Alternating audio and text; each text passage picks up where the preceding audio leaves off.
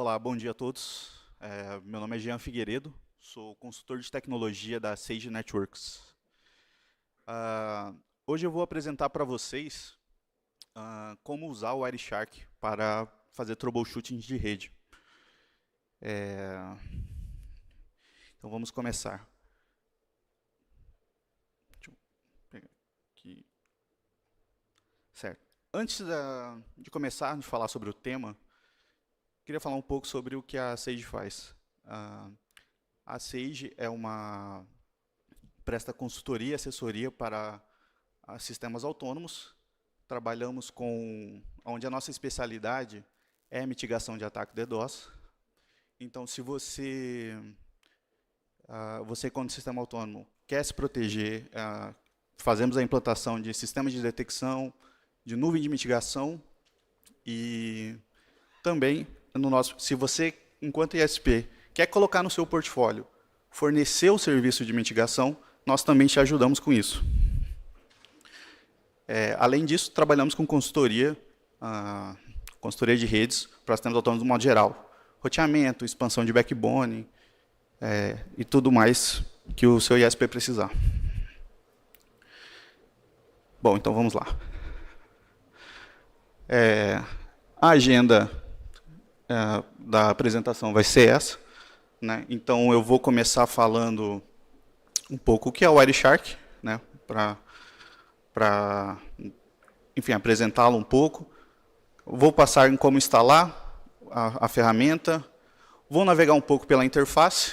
Então, vamos fazer um overview aqui, um resumo de como é a interface dele, os principais pontos, as principais informações que a gente tem nas janelas. E aí vou focar um pouco mais em como obter uma captura de pacotes, aí a gente já vai falar um pouco mais avançado sobre isso. Em seguida, a filtragem de pacotes. E também eu vou mostrar um exemplo de troubleshooting de rede, trazer um exemplo aqui, um problema do dia a dia, e como o Wireshark pode te ajudar a resolver esse problema. E se tivermos ainda um tempinho aí, eu vou trazer algumas alternativas algumas alternativas à ferramenta Wireshark para, enfim, para uso também aí no dia a dia. Bom, então vamos lá.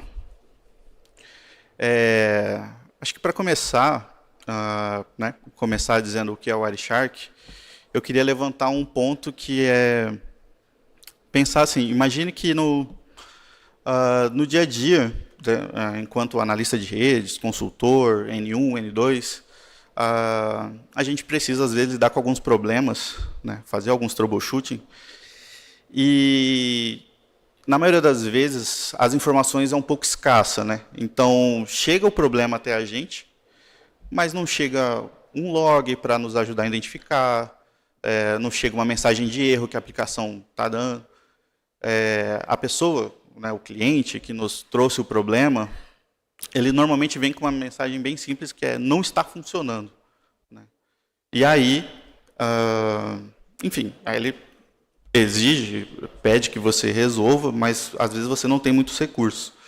E então, numa dessas tentativas de resolver, como a gente não tem muita informação, a gente inicia o processo de tentativa e erro, e fica nessa tentativa e erro, testa, às vezes a nossa experiência nos leva por um caminho, né? Você fala, já passei por isso, então faz sentido nessa situação esse problema ser resolvido dessa forma. Mas às vezes tem alguns problemas que são super contra-intuitivos, a relação de causa e efeito não bate, e às vezes, né, como eu disse, o cliente te deu poucas informações ou nenhuma informação, e você não tem nem por onde começar a resolver esse problema. E aí, nesse caso, assim, a melhor forma de você, às vezes, resolver um problema, talvez, você perguntar para o próprio equipamento o que está acontecendo, né? Então, às vezes, é melhor, assim, nada contra seres humanos, mas, às vezes, é melhor você perguntar para um roteador, né, o que está acontecendo para poder resolver um problema. E aí, é nisso que o Wireshark entra, né? Ele é essa ferramenta que ele traz aí, essas informações que você ali tem uma forma de poder interpretar tudo aquilo que está passando num roteador, num switch, enfim, na sua rede, né? Então, dizendo aqui com um pouco mais de detalhe, o que é o Wireshark? O Wireshark é uma ferramenta de captura e inspeção detalhada de pacotes, né? Ele tem suporte a diversos protocolos de rede, e não somente a rede Ethernet, que a gente costuma trabalhar, mas rede de sensores, portas USBs. Ele também trabalha com esse tipo de inspeção desse tipo de pacote, né?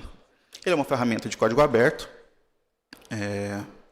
Ele possui uma interface intuitiva. E aí eu faço um parênteses aqui, porque esse intuitivo dele é até certo grau, digamos assim, né? Então, o seu uso mais geral, ele é bem tranquilo. Ele tem lá as suas partes mais avançadas, mas para o uso de uma ferramenta no dia a dia, para você solucionar problemas, ele é intuitivo, sim. Ele é uma ferramenta multiplataforma, então você pode usá-lo em diversos sistemas operacionais, né? Então, já falando aqui como instala, se tratando de ambiente Linux, as principais distribuições já têm no seu repositório. No caso de macOS, dá para instalar via Homebrew. E se você usa o Windows, é possível você baixar o pacote de instalação no site oficial do Wireshark. Então agora, já falei aqui um pouco sobre o que ele é, eu vou mostrar a interface do Wireshark, né? Muitos já conhecem, alguns nem tanto. Eu vou trazer alguns pontos principais das interfaces. Então, quando você abre o Wireshark pela primeira vez, essa é a interface que você se depara, né? Ela é uma interface bem clean, não tem muitas informações. E basta, então você já, nessa tela inicial, não tem muita coisa, mas eu quero focar em 2 pontos, né? Então você tem aqui a lista das interfaces de rede, né? E aqui eu já deixo uma observação. Então, quando você instala o Wireshark num computador, num dispositivo, ele tem a capacidade de capturar o pacote, capturar o tráfego daquele dispositivo. Então, ele lista aqui as interfaces onde ele pode fazer a captura, né? Outro ponto que é interessante dessa interface é a parte de filtros. Deixa eu dar uma evidência aqui. Essa parte de filtros, ela também é muito importante, e aqui é meio que onde já começa o seu troubleshooting, porque, como eu disse, nesse modo que a gente está vendo o Wireshark aqui agora, ele captura tudo que está passando por uma interface, né? Só que para você solucionar um problema, às vezes, dependendo do que você está fazendo, você não quer ver todo o tráfego da interface, você precisa atuar somente enfim, mais focado no seu problema, né? Se o seu problema, sei lá, é DHCP, então eu quero ver pacotes relacionados a DHCP, né? Se o meu problema é DNS, eu quero só trabalhar com os pacotes relacionados a DNS. Então, aqui eu faço o filtro de captura, né? A gente vai falar um pouco mais detalhado sobre filtros, um pouco mais para frente, e nessa parte aqui é o filtro de captura, né? Ou seja, o Wireshark está deixando de capturar as outras coisas e capturando somente o que deu match no filtro. Mais para frente a gente vai ver um outro tipo de filtro. Mas para iniciar, então, o Wireshark, basicamente você seleciona a interface, que no exemplo que eu estou mostrando está selecionada a interface da BLO1. E em seguida você seleciona a interface, né, e dá o Start nesse ícone aí, que é uma barbatana dorsal de um tubarão. É isso. Uma vez que você deu o Start, essa é a interface que você tem assim da primeira vista. E aí eu vou evidenciar algumas partes aqui, né? Então, aqui você tem um filtro esse filtro, diferente daquele filtro que eu mostrei inicialmente, é o filtro de display, né? É o display filter. Então, aqui não se trata do que ele está capturando, mas sim do que você está vendo, né? Então, também essa é a parte que ajuda muito no troubleshooting, porque aqui você determina aquilo que você quer ver para poder atuar em cima especificamente do que você precisa, né? A gente vai falar um pouco mais sobre filtros, como eu disse, para frente, as sintaxes e tudo mais. E é nesse campo aqui que você aplica esse filtro. Então, aqui deixei um pouco mais de evidência para ficar claro. Outro ponto que eu quero evidenciar aqui é essa lista que aparece no meio aqui, né? Deixa eu... Então, aqui já é, de fato, os pacotes capturados, né? Então, nessa tabela, nessa lista que aparece aqui, e nesse modo, como a gente mostrou inicialmente, que a gente selecionou uma interface e está capturando o tráfego dessa interface, essa lista é atualizada ao vivo, né? Ou seja, à medida que vai fazendo a captura, vai aumentando essa lista, mas a gente vai ver mais para frente que você pode abrir pacotes de captura, né? Então, aqui a gente já tem umas informações resumidas sobre os pacotes capturados, né? Então, na primeira coluna, a gente tem um número sequencial, né? A segunda coluna, que é a coluna time, ali, a gente tem um carimbo de data e hora em cada pacote. A gente tem o IP de origem, o IP de destino, o protocolo, informação de tamanho do pacote e algumas informações resumidas de payload ali na última coluna, na coluna info. Tá? Aqui são as informações resumidas, né? Você já consegue ter esses dados, assim, olhando, assim, você já consegue ver IP de origem e destino e o protocolo. O que já, dependendo do que você está fazendo, já te ajuda, às vezes, a obter alguma informação. Mas, normalmente, e aí é onde as coisas ficam mais interessantes, é quando você começa a olhar de forma mais detalhada, às vezes, para um único pacote desses que você está trabalhando, você está usando para resolver o seu problema, né? Então, aí, essa parte detalhada, uma vez que você selecionou um pacote nessa lista, né, igual ali, nesse exemplo, está selecionado em azul ali o pacote de DNS, você, na parte inferior, existe a forma detalhada desse pacote, né? Então, você tem os dados mais detalhados desse pacote. Eu vou colocar ele aqui em evidência. Então, e o Wireshark, o que é interessante também do Wireshark? É como ele dispõe essas informações para você.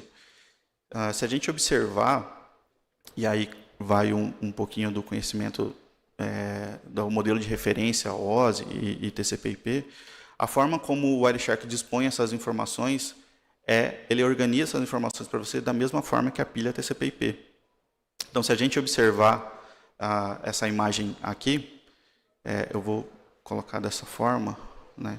Então, nós temos as 4 camadas ali, ele coloca em 5, né? As 2 primeiras fazem parte de uma, mas ele está diretamente ligado, né? Ele está associado ao modelo de referência TCP/IP, né? Então, se a gente quer obter uma informação ali da camada de acesso à rede, falando aí do modelo TCP/IP, então eu vou ver esses dados nas primeiras linhas ali, que está como frame, né, e Ethernet, né? Ou seja, nesse pacote que eu coloquei como exemplo, o protocolo nessa camada é o Ethernet. Se eu quero obter informações da camada de internet ali, eu vejo, então, nessa parte que eu coloquei ali, onde a gente vê que é o Internet Protocol versão 4, né, o IPv4, que está ali. E, se o meu troubleshooting na camada de transporte, envolve a camada de transporte, então eu tenho as informações de camada de transporte ali no menu onde está o User Datagram Protocol ali, né? Então, e se eu vou trabalhar na camada de aplicação, aí vai depender da aplicação, né? Então, nesse exemplo, a aplicação é DNS, então as informações de DNS estão ali, nesse caso, colapsadas nesse menu ali de Domain Name System, né? Então, o troubleshooting, de certa forma, ele já começa aí, né? Porque se você tem um problema de camada 2, você vai olhar isso em camada 2, né? Se você tem um problema relacionado à aplicação, então você vai buscar as informações no Wireshark, expandindo a parte relacionada à camada de aplicação e fazer análise desses detalhes, né? Então, entender aonde está o seu problema, né? Entender em que parte de toda essa comunicação aonde está ocorrendo o problema é importante. E o Wireshark até te ajuda nisso, né? Ele te ajuda a você, separando essas informações, você consegue ser assertivo no que você precisa buscar. Bom, então, esse foi um resumo sobre a interface do Wireshark. A gente vai acabar vendo mais sobre isso mais para frente. Mas o que eu quero falar agora é sobre a captura, né? Então, mostrei um pouco da interface, agora vamos falar da captura. O que eu tinha, no exemplo anterior, eu tinha dito que você pode usar ele, né, instalar ele numa máquina e capturar o tráfego daquela interface. Mas aí, dependendo da situação, sempre vem aquela pergunta, tipo, beleza, eu estou com um problema na minha rede é grande, tenho muitos clientes, e aonde que eu faço essa captura, né? Então, essa é uma pergunta que a gente costuma fazer no início de tudo. E aí eu vou trazer um cenário bem simples aqui, né? Então, você tem um cliente e tem um site que ele não consegue acessar, né? Então, para resolver esse tipo de problema, o Wireshark entra na onde, né? Se você tem acesso ao endpoint, se você tem acesso à máquina do cliente, ou se você consegue levar o seu computador até a rede local do cliente, você pode instalar o Wireshark na sua própria máquina, instalar na máquina do cliente até, e fazer a captura lá e fazer a sua análise. Mas a verdade é que esse cenário é pouquíssimo provável. Assim. Normalmente, falando já de cenário de ISP, a gente precisa resolver problemas onde a gente não tem acesso às pontas. A gente não tem acesso, por exemplo, à rede local do cliente, não tem acesso à infraestrutura da empresa que a gente presta serviço, né? A gente só fornece um link e também não tem acesso ao conteúdo que ele quer acessar, né? Onde o conteúdo está hospedado. A gente não tem acesso aos extremos, né? Mas a gente está ali no meio. Então, e aí que eu acho que é onde o Wireshark começa a ficar mais interessante, é quando você está no meio do caminho e que informações você consegue obter, mesmo não tendo acesso a esses endpoints, né? Que é esse cenário aqui que eu ilustrei de uma forma bem simples aqui. Então, uma outra forma de você usar o Wireshark, no caso, especificamente onde você pode obter essas capturas, é dentro daquilo que você tem controle, né? Beleza, eu não acesso a rede do cliente, eu não tenho acesso ao computador, não tenho acesso nem, sei lá, ao servidor onde esse site está hospedado, mas esse tráfego passa pelo meu BNG, esse tráfego passa pela minha borda. Então, lá são dois pontos onde você pode fazer a captura, né? Então, são dois pontos onde se você tem visibilidade ali, você pode, então, a partir dali, iniciar o seu troubleshooting, né? E aí entra a questão dos filtros, né? Porque normalmente ali vai estar passando todo o seu tráfego e você vai querer ver alguma coisa específica. Então, beleza. Falei aonde pode fazer a captura de pacote. Sabemos que podemos fazer nos BNGs. No desenho eu não coloquei um switch, mas também é possível. Mas como fazer, né? Como fazer essa captura de pacote nesses equipamentos? Então, eu vou deixar aqui de uma forma resumida algumas sintaxes de fabricantes de como fazer capturas, né? Então, ali tem Huawei, tem Cisco, tem Juniper. E para MikroTik, eu vou deixar um link do Brasil Peering Forum, que tem um artigo muito bom sobre como fazer captura de pacotes com o MikroTik. Tá? Então, normalmente, é isso que a gente usa, né? Então, a gente dificilmente vai levar o software Wireshark até o problema, né? Então, a gente faz a captura do pacote e, enfim, abre lá na sua máquina, no seu PC, onde você pode ali analisar com o Wireshark. Então, agora, já falamos aqui como fazer essa captura. Mais uma vez feita a captura, e aí, como eu disse, né, nesses roteadores, alguns dele, a sintaxe para você fazer o filtro de captura é um pouco complicada. Então, acaba sendo mais fácil você fazer a captura da interface toda, né? Então, tipo, vou capturar todo o tráfego dessa interface aqui. Eu sei que o cliente que eu estou resolvendo o problema passa por essa interface, vou capturar essa interface. Só que aí, quando você vai abrir o seu pacote, você vai ter, enfim, centenas de milhares de pacotes que não te interessam, né? E aí entra outra parte muito poderosa do Wireshark, que são os seus filtros. Então, eu vou trazer a tela de novo do Wireshark, e aí, como eu disse, já tinha dito antes, né, o filtro fica nessa barra superior. Esse aqui é o Display Filter, é o filtro de visualização, ou seja, todos os pacotes estão aqui, né? Mas agora eu vou determinar o que eu quero ver, né? Ele fica nesse campo aqui. Ele tem um autocompletar e ele também te ajuda se você faz uma sintaxe errada. Ele deixa em vermelhinho ali, dizendo que tem alguma coisa errada. E se deu tudo certo, fica verde, e você dá um Enter ali, você vai ver o seu filtro sendo aplicado. Falando agora de como construir um filtro, o Wireshark ele usa esses operadores lógicos aqui, a sintaxe dele ela é intuitiva até, principalmente se tratando de origem e destino, porta de origem, porta de destino. Né? Ele usa esses operadores lógicos, então tem um pouquinho de conhecimento de qualquer linguagem, enfim, qualquer lógica de programação é fácil de você construir entendendo isso. Então você tem esses operadores que te ajudam enfim, a determinar especificamente aquilo que você precisa ver, né? E aí eu vou deixar aqui alguns exemplos de filtros, né? O filtro mais básico, que é onde às vezes já é um bom começo assim para você iniciar o seu troubleshooting, é um filtro de protocolo, né? E é muito simples. Você escreve o nome do protocolo e ele já faz isso. Então, se o meu troubleshooting envolve TCP, não tem porquê, por exemplo, eu ver os pacotes UDP, né? Então, eu escrevo TCP, só estou vendo TCP a partir de então. E serve tanto para UDP, GRE, e a lista também é muito grande dos protocolos, né? Então, basicamente, esse é o filtro de protocolos. Você também pode fazer filtros por origem e destino, né? IPs de origem e destino. Então, às vezes, uma informação que você tem é que o problema ocorre com destino a um determinado IP. Você pode, então, fazer um filtro baseado nessas sintaxes aí. E aí, no exemplo de origem, eu usei o sinal de igual, né? Então, ou seja, o IP SRC, é a sintaxe de origem, e eu usei o operador igual, porque eu quero um IP igual a esse.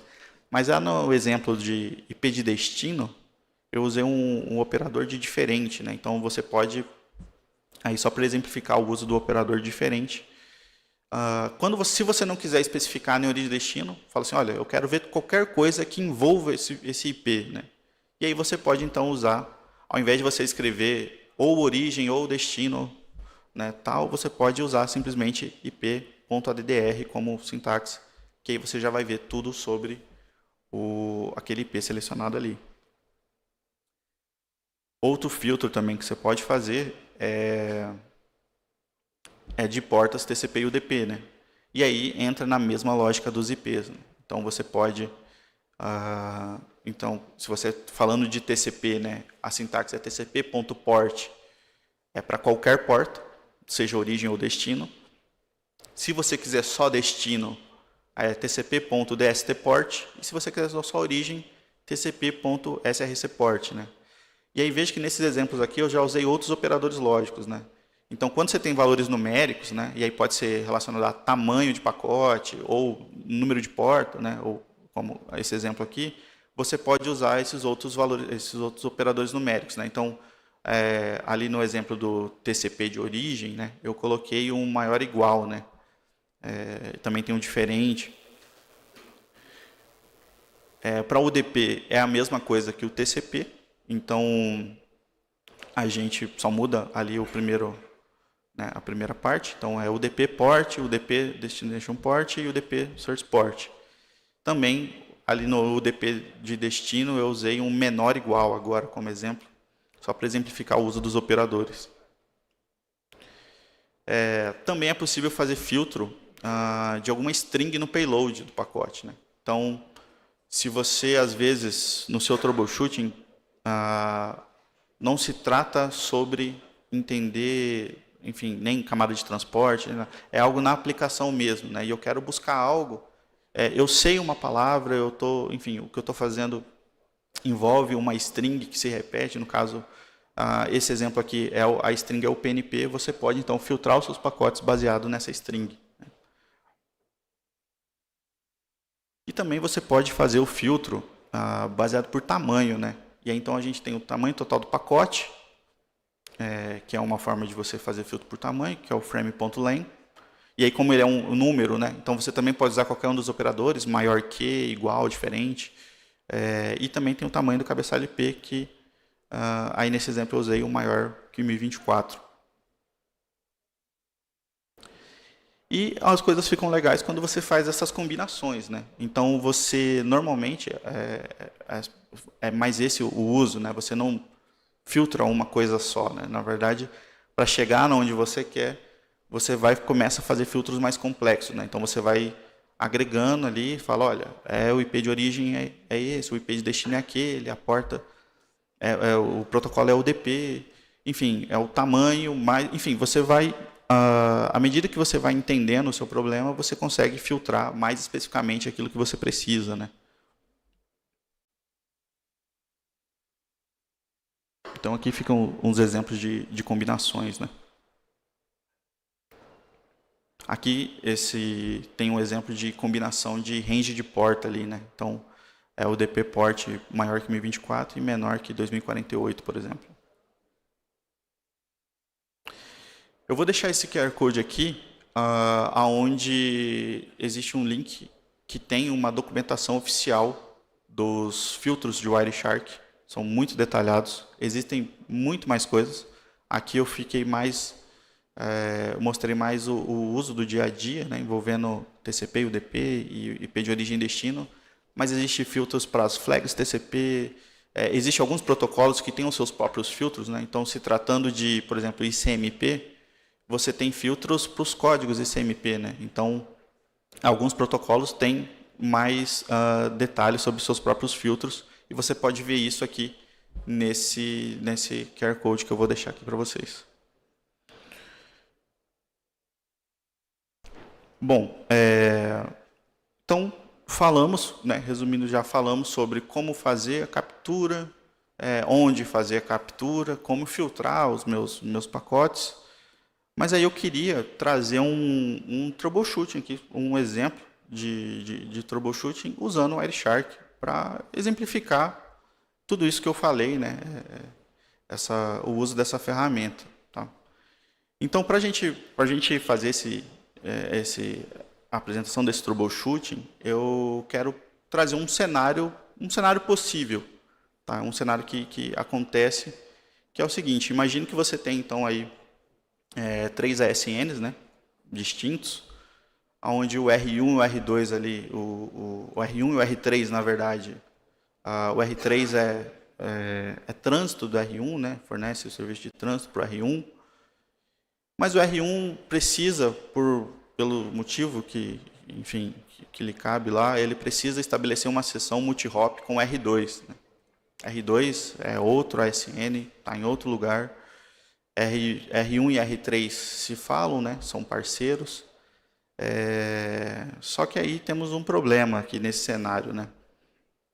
R1 não consegue fechar a sua sessão multi-hop com R2.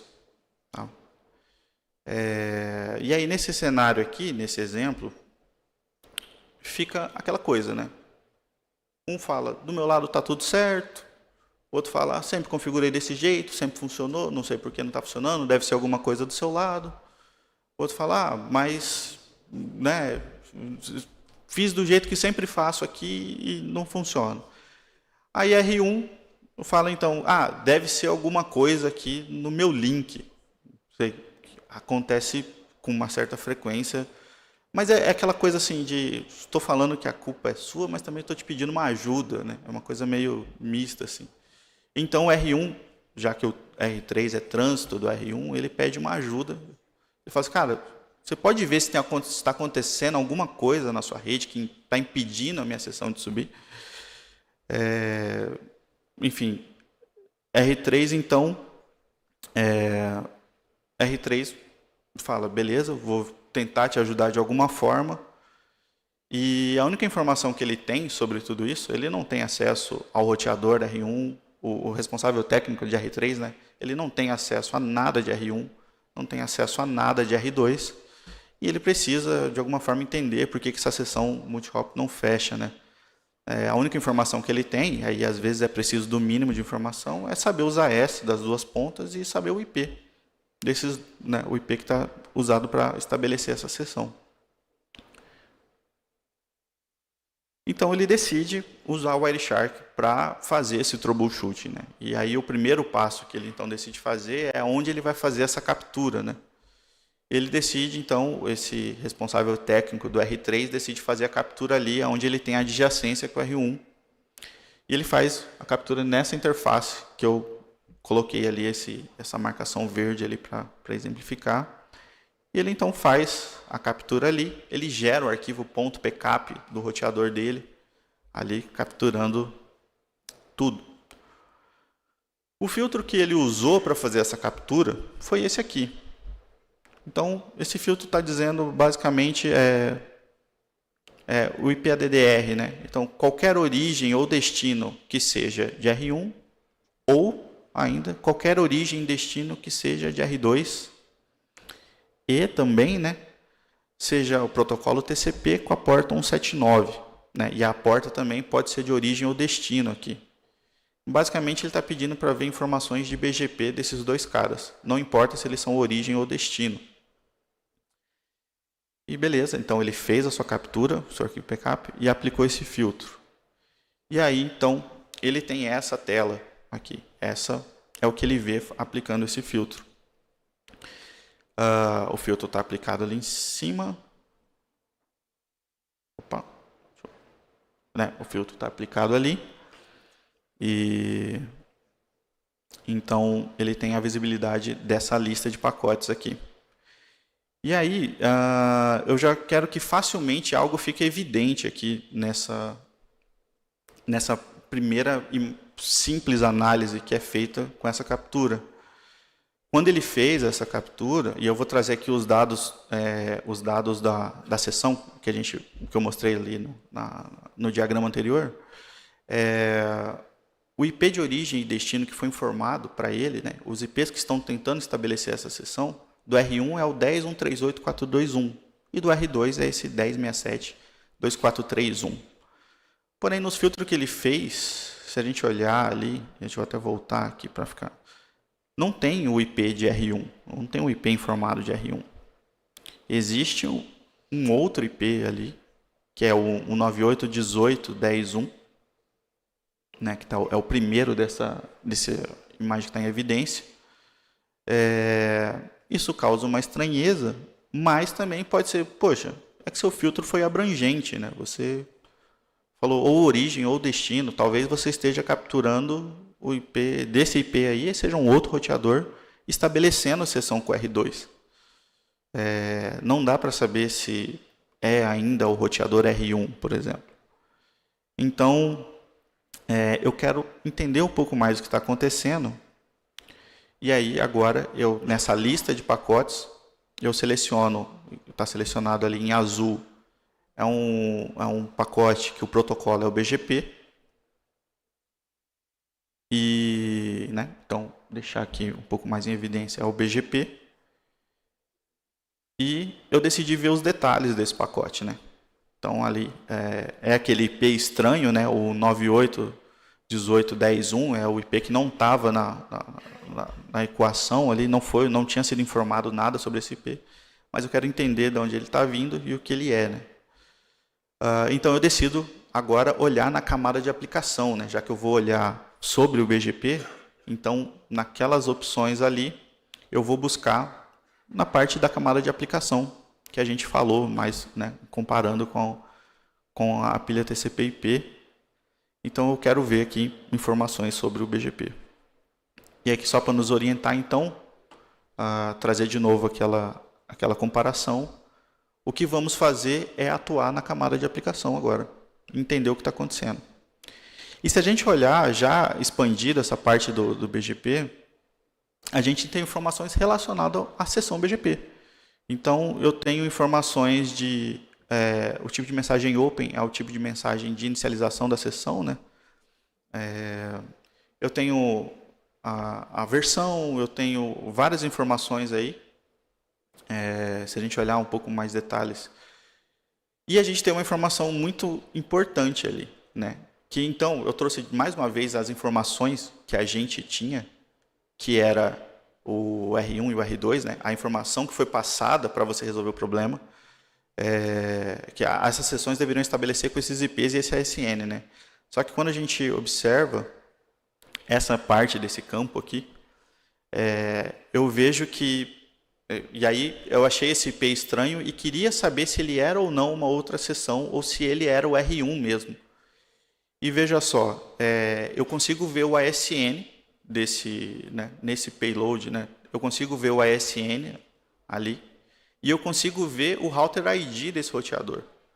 E o router ID desse roteador, nesse caso aqui, é exatamente o IP de R1, né? E o ASN também é o IP de R1. Então, esse IP estranho é realmente R1, tentando estabelecer uma sessão com um R2, porém, ele está usando um IP que não é o IP que o R2 esperava, né? O R2 estava esperando a sessão estabelecida da forma como a gente colocou ali na caixinha azul, ali, né?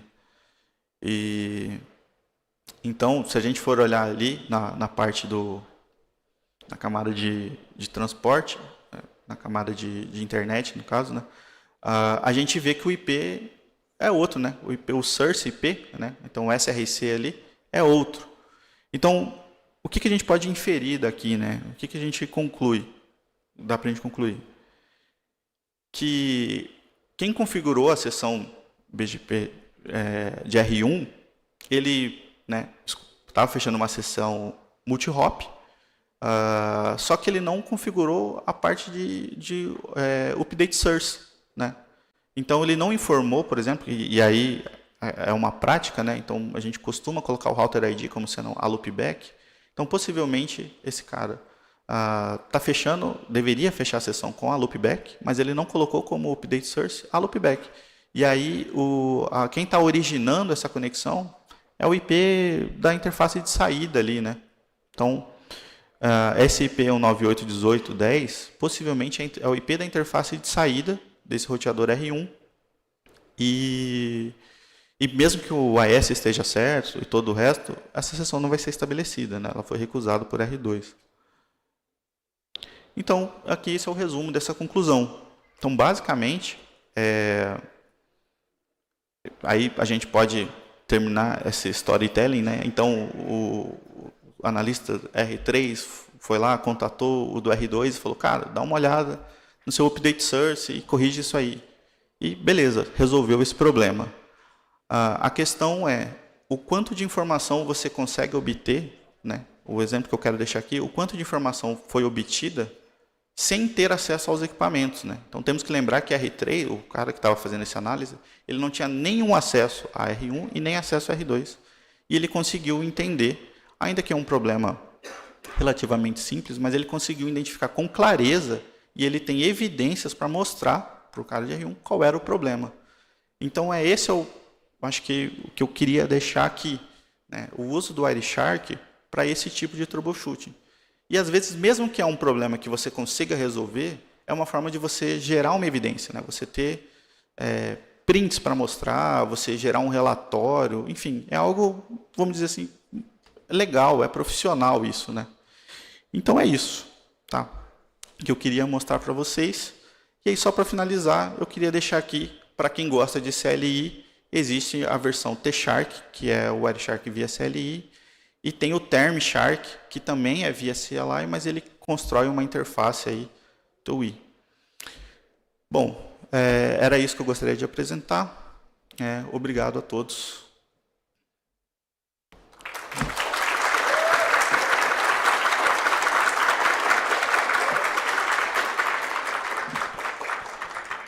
A gente tem um bom tempo para perguntas aí. Para o Jean. Alguém?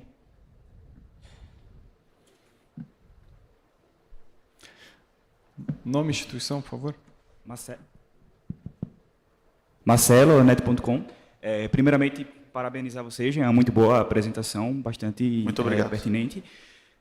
Uma dúvida que vem para mim como ISP, e aí não para o lado do backbone, mas quando a gente vai fazer análise de tráfego voltado para o cliente final, se de alguma forma isso entra em alguma inconformidade com o LGPD, já que a gente está fazendo a captura de dos pacotes, e se tem alguma forma de contornar isso com algum tipo de termo de aceite, esse tipo de situação. Olha, eu vou te falar que na parte da LGPD não tenho tanta informação para te dar, mas, no geral, como você não está usando esse dado para, acho que de uma forma bem simples, assim, para, sei lá, ganhar dinheiro, alguma coisa, eu acho que isso não tem problema. Talvez, se alguém puder até depois complementar sobre isso, mas eu acho que a LGPD aqui não cabe, porque justamente você não está usando esses dados para, enfim, para uso tipo comercial, nem nada desse tipo, entendeu? Então, obrigado. Posso perguntar? A Ayub aqui da Sage.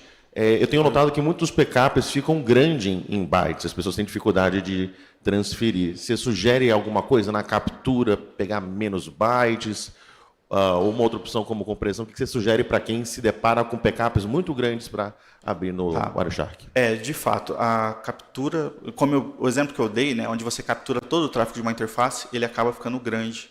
Existem formas de ou você faz filtros, e aí entender esses filtros para você capturar somente aquilo que você quer, e você também pode limitar o número de capturas e como quebrá-los, né? Então, você não precisa fazer uma captura muito grande, você pode ter pequenas capturas, pequenos backups, né? Consigo limitar o tamanho do arquivo, consigo limitar quantos bytes eu quero. Exatamente. Você consegue determinar quantos bytes e também o número de linhas, né? Como eu disse, cada pacote é uma linha daquele negócio. Então, você pode limitar, falar assim, não, eu quero capturar 1000 pacotes. Acho que isso é suficiente para resolver o meu problema.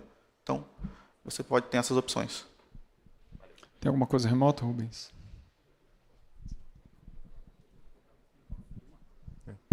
De perguntas remotas, a gente tem uma do Thales Rodarte.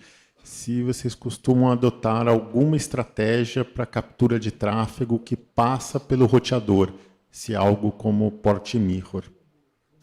Sim, isso é uma possibilidade também, né? Então, como eu disse, às vezes o filtro do próprio roteador acaba sendo um pouco impeditivo ali não é tão simples fazer a captura. O que pode ser feito é você desviar o tráfego para um servidor, né, usando Port Mirror, você desvia esse tráfego, faz o espelhamento desse tráfego para um servidor, e aí nesse servidor você tem o Wireshark instalado, e aí você pode usar o Wireshark da forma como eu mostrei lá no início, né, que é instalando ele no servidor e inspecionando a interface daquele servidor. Também, possibilidade.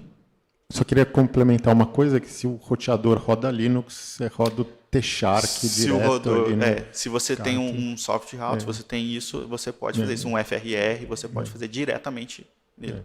T-Shark é seu amigo. A outra pergunta que a gente tem online é do Michel Cascais, se é possível identificar portas abertas em um determinado host da rede pelo Wireshark. É possível sim, né? Então, quando você tenta uma comunicação com uma porta, você tem a resposta dessa porta, né? E no Wireshark você consegue ver toda a comunicação sendo iniciada e finalizada, né? Inclusive, você consegue ver quando uma porta não está aberta e o porquê dela não estar aberta. Não o porquê exatamente, mas a resposta dela não aberta, ela te dá, né? Se é um reset, se ele está encerrando a sessão do lado né, de quem iniciou a comunicação ou não. Então, sim, você pode ver uma porta se ela está aberta ou não com o Wireshark. André Dias, da Exa Networks. Jean, parabéns pela apresentação, um assunto extremamente importante para a comunidade. A pergunta que eu gostaria de fazer é o seguinte: alguns vendors possuem suporte a stream da parte de captura de pacote. Você chega a utilizar isso no seu dia a dia ou não? Você acha que acaba não tendo tão... Já usei no cenário até dito pelo Ayub, onde as capturas ficam muito grandes, né? Então, existe uma possibilidade, e eu acabei não trazendo aqui, que é de você fazer o stream, inclusive via SSH, onde você redireciona esses pacotes, né, para o Wireshark, ele enxerga esse tráfego via SSH, né? Então, o próprio software Wireshark conecta via SSH no roteador e recebe ali e vê os dados do pacote. É possível sim. Isso ajuda, inclusive, no que o Ayub falou de pacotes muito grandes, né? Perfeito, obrigado. Última pergunta, bom dia, Fred. Parabéns a todos pela organização. João Fábio, do Grupo Madeiro. Jean, parabéns pela apresentação. Muito obrigado. Queria saber se existe alguma versão de cliente, agente cliente do Wireshark, que eu possa instalar num desktop, por exemplo, Windows, que seja, de maneira que eu possa capturar informações para algum outro ponto central. Quando se fala de um router, que você tem espelhamento, recursos, ótimo. Mas quando eu falo de uma simples máquina, que eu possa botar lá algum agente. Existe isso ou não? Eu desconheço. Você pode, o Wireshark, ele pode instalar ele para o Windows, mas de fato, nesse aspecto, ele teria que ficar aberto, né, ali. Eu desconheço algo que faça isso, mas eu acho que pode fazer o streaming, né? Aquele streaming também é possível fazer a partir de uma máquina. Acho que é uma possibilidade. Então, você a partir de uma máquina Windows, você faz um streaming usando o SSH ali para um outro lugar. Ok, obrigado. Nada. Jean, muito obrigado pela apresentação. Uma salva de palmas aí. Muito obrigado, pessoal.